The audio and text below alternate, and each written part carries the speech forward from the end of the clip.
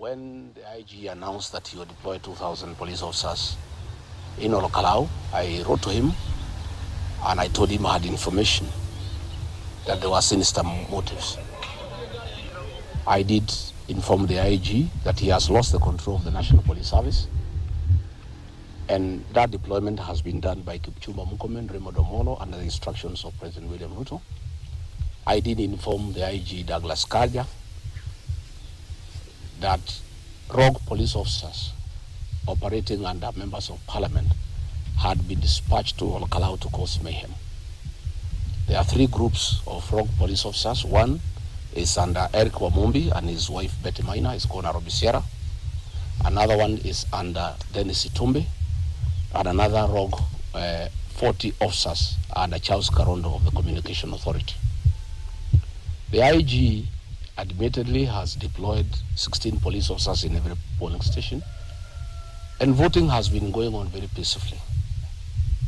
Up to now, 54% of the population has cast their votes. The people have been very peaceful and there has been no problem. At around 12 noon, the UDA people realized that they have lost the election, where our candidate is leading with almost 95% of the votes that have been cast. And that is when now they decided to execute Plan B, which has been authorized by President William Ruto, to cause chaos and mayhem, attack polling stations, chase away all the agents, beat up the election officials, chase away the observers, and exchange the votes with the marked ballot papers. As we speak, Munyeki Primary School has been attacked, Huruma Primary School has been attacked, AC Primary School, the biggest polling station, has been attacked, Nyakiambi Polling Station, Gorika and Mumbi. Luckily, the people of Olokalau, the true sons and daughters of the Mau Mau, have repulsed these policemen with guns. And I really want to thank our gallant young people of Olokalau for refusing to give in to violence. This gang has retreated to Royal Garden Hotel in Olokalau. That is where they are meeting currently. The three killer squads, and they are under the control of the following members of parliament. And we are ashamed there are people from this region who are brutalizing their own community under the instructions of William Ruto. The Honorable Sabina Chege, the Honorable Kawanjiku Njuguna of Kiamba, Eric Wamumbi, Betty Maina, and the women rep for Kiambu Wamuraba. The MP for Nakuru East, Honorable Gachagua, has been organizing goons, and all the goons that are in Olokalau have come from Nakuru, and they are using Molin luxury shuttle. I want to apologize. I alone, when I spoke to a media station, I said it's Molo Line. I want to give undeserved apology to Molo Line because they are not the ones. It's Molin luxury shuttle. This is the team of public transport that has given out their vehicles to take goons to Olokalau to kill the people of Olokalau. This is unacceptable and you'll be punished. I am announcing to the people of Mount Kenya region that Molin luxury shuttle must be boycotted forthwith, and they will get no customers in this region for agreeing to ferry goons to go and kill Kikuyus in Olokalau. And I want to ask everybody in all 11 counties, forthwith, Molin luxury shuttle must be boycotted and should not get a single passenger anywhere because of what they are doing. I want to ask these members of parliament from this region who are being used by William Ruto to injure their own kinsmen, to beat up their own people, to overturn the will of the people, that they are traitors and they are an embarrassment to our community. Charles Karondo, Dennis Itumbi, Eric Wamumbi, Betty Maina, David Gekaria, Sabina Chege, Wamuratha, Kawanjiko. You are an embarrassment to our community. How can William Ruto fool you to organize violence against your own people? I have been told now they are regrouping. They are planning to storm all the polling stations. And I'm surprised that Ethicon and IBC has said nothing, even after polling stations have been attacked by hooded police. They are moving in vehicles in broad daylight with rifles and wearing masks, and IBC is quiet because they are part of it. IBC and William Ruto are part and parcel.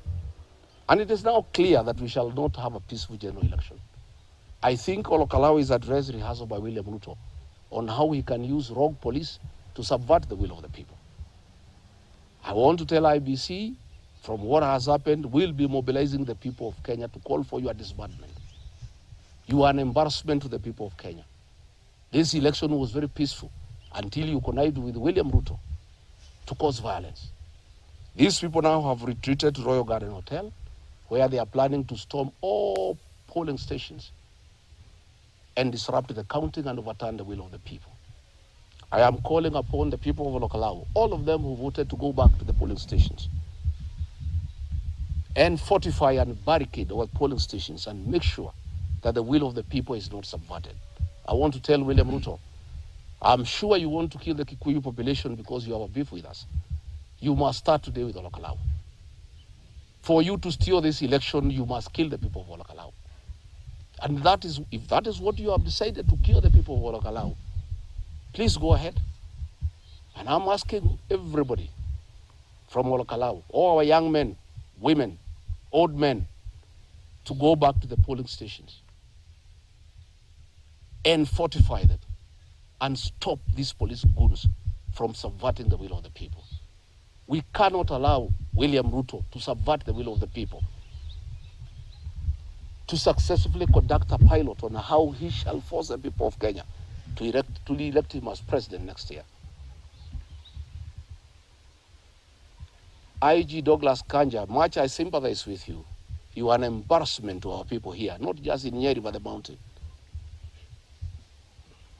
This afternoon, Douglas Kanja is my neighbor here. I called a common friend and asked him to call Douglas Kanja and put him on speakerphone and pose to him 2 questions. Why is he allowing William Ruto to use him to kill and maim his kinsmen from the mountain? I asked him to ask him, why has he surrendered the command of the National Police Service to Kipchumba Murkomen and his tribesmen? Because these are Ruto and his tribesmen who have declared war on the Kikuyu people. And Kanja told that person, and I heard clearly, that he has no control of the National Police Service, and what is happening in Olokalawa has the direct authority of William Ruto, and there's nothing he can do. He was crying, saying how sad he is, saying that his work has been taken over by Kipchumba Murkomen, and he is even contemplating resignation ahead of his impending retirement. It is therefore confirmed that this massacre that is going on in Olokalawa has been authorized by William Ruto himself. And we want to ask you, William Ruto, these people of Olokalawa, the people of Nyandarua, the people of this region voted for you to a man to become president. Why have you declared war on them? Why are you unleashing violence on women and children? Why have you converted the National Police Service into a rogue outfit to kill people and to maim people? But I'm not convinced that when William Ruto sent the National Police Service to Haiti, the intention was never to go and help the people of that great country on how to deal with the criminal gangs. He actually sent the National Police Service to benchmark and learn how to work with the criminals and goons to assist him to be elected by the people of Kenya next year. I want to say now, I'm convinced than ever before that we shall not have a peaceful election, that we shall have anarchy and civil war. If what William Ruto is doing in Olokalawa today is what will happen next year, there will be civil war in this country. We have seen it. You, the media, the nation newspaper, the NTV, the journalists were beaten up and their equipment confiscated so that they don't record the mayhem that is happening in Olkalau. So Kenyans must know now, they must be prepared that we are going to have a big problem next year. We have a compromised IBC working under William Ruto.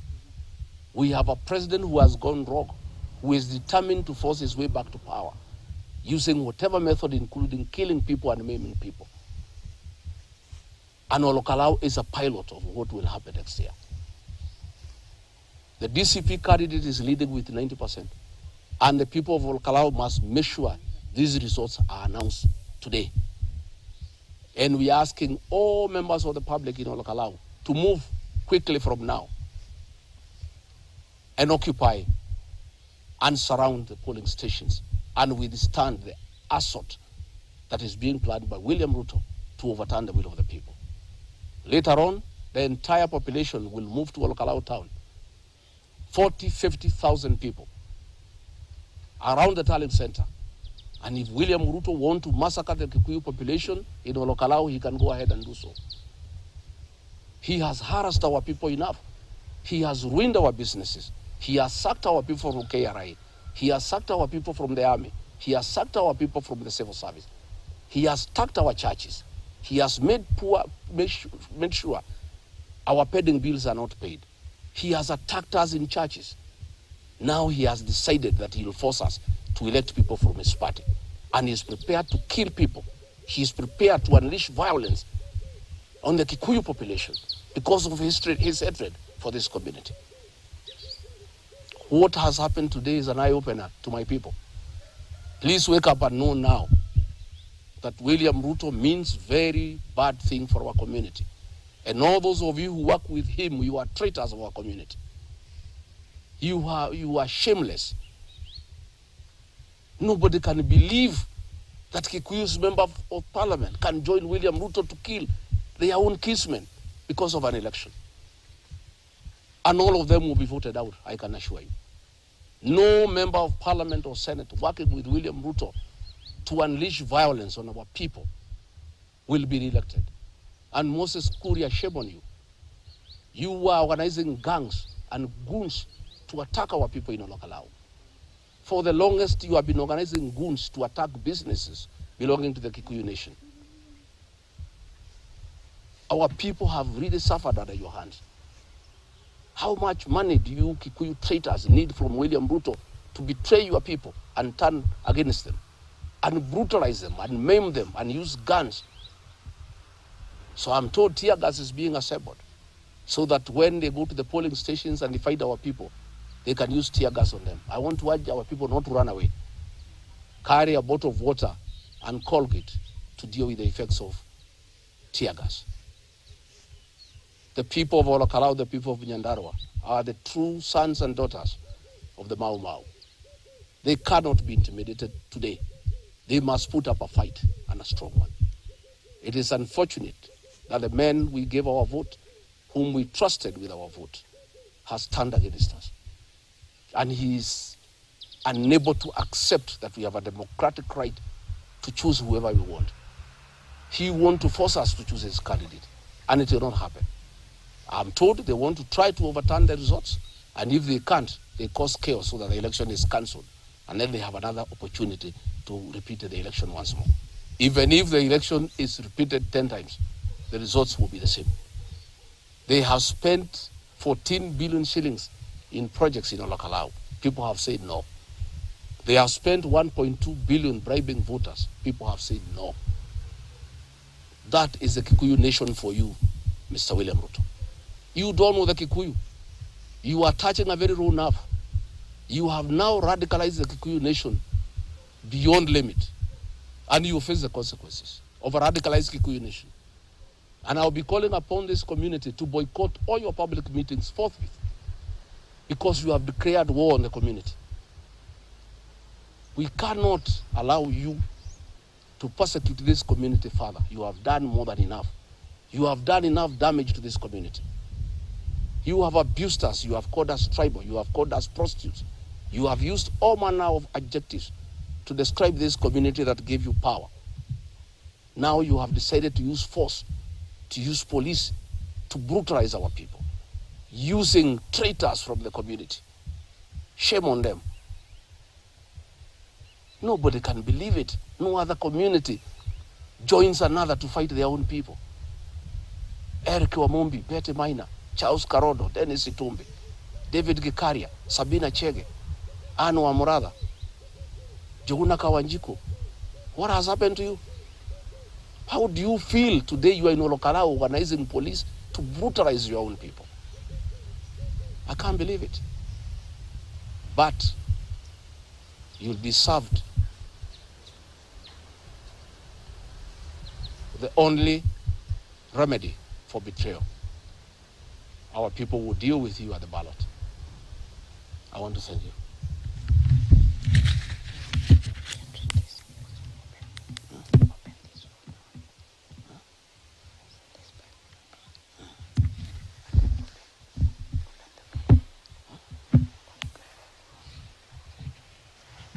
Any question?